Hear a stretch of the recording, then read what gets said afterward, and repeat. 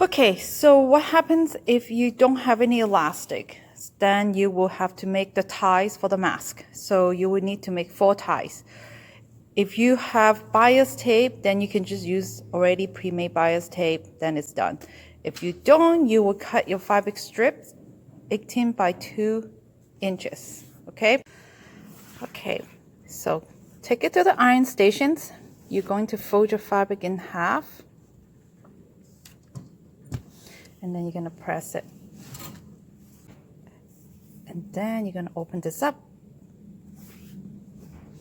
And you're going to fold the edge toward the middle crease line, both sides, like that.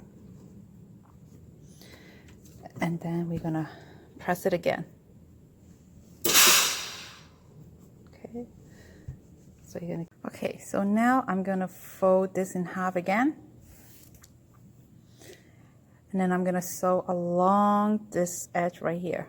So I'm going to sew them together, okay?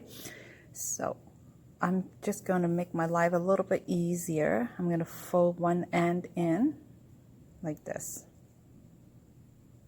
So then it's finished.